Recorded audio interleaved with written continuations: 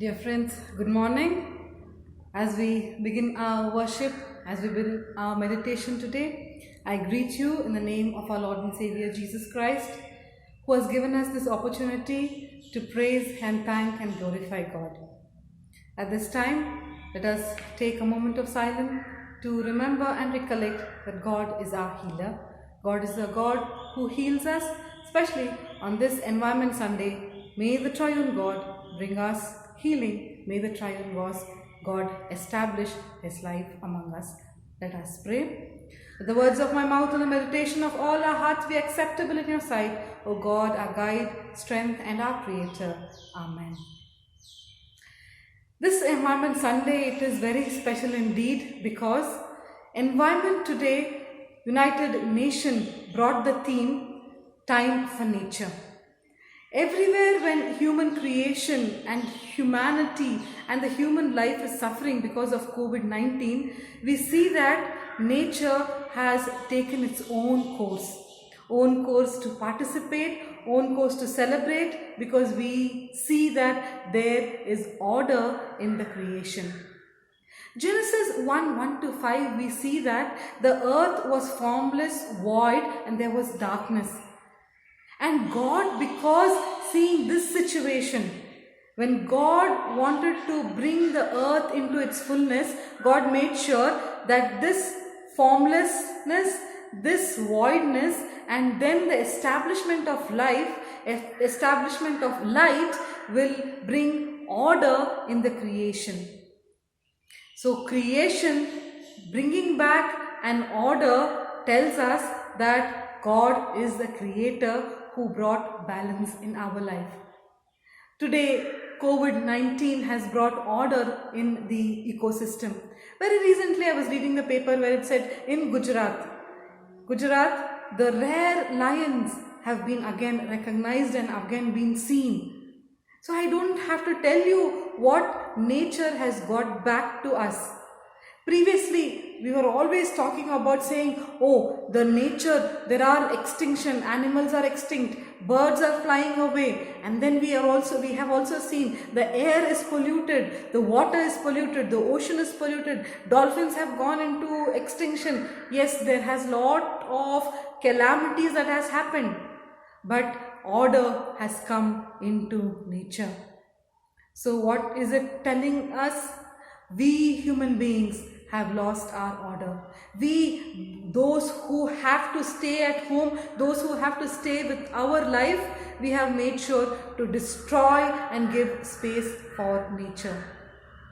And that is why there was a need where God had to establish life in its fullness. When there is a separation or where there is a time where we see that the earth is departed or earth is crying, Romans 8:26 says the entire earth is crying and mourning for God's salvation. Today the earth needs salvation when we restore our life. When we came to the lockdown situation, earth took the course to balance biodiversity. Revelation 21, the chapter tells about a new beginning, new Jerusalem, new earth, new heaven, newness of life. And in that situation, when there is newness, the river of life keeps flowing. And God says in the vision to John in the island of Patmos, the trees by the rivers will bring healing to the nation. Today, the entire earth is celebrating, entire earth is a place where it has healing. It has healed, it is healed. It is now only the human life is in danger. So our stewardship call is a question mark. Our responsibility as stewardship call towards the nature, towards our life, towards the life of the entire ecosystem, we have to question. How do we answer? How do we respond to the crisis today? Today being Environment Day, God has given this opportunity to enter into our holy sanctuary, St. Michael's and all angels. Yes, very desperately all of us are looking so that we can enter into the sanctuary of God to celebrate the fellowship. But because of the situation, which is very severe, we have taken time, because human life today is in danger.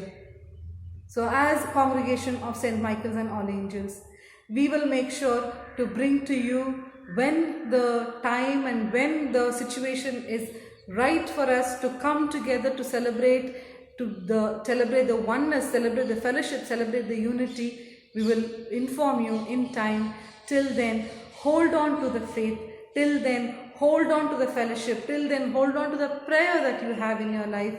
And we will hope, and we will live in the hope of meeting one another in a time where we read in the Bible, Esau, he told his brother, when I see your face, I see the face of God.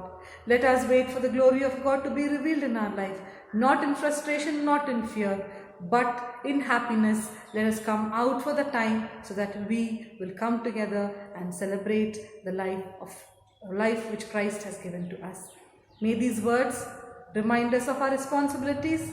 May these words from the Word of God, which tells the trees are bringing healing to the nation, we have to be healed.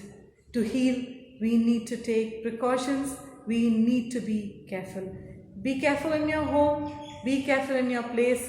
Be careful and be safe, so that the God who is the healer can bring healing everywhere and anywhere today is intervening in our life. May these words be a blessing. God bless you. Let us pray.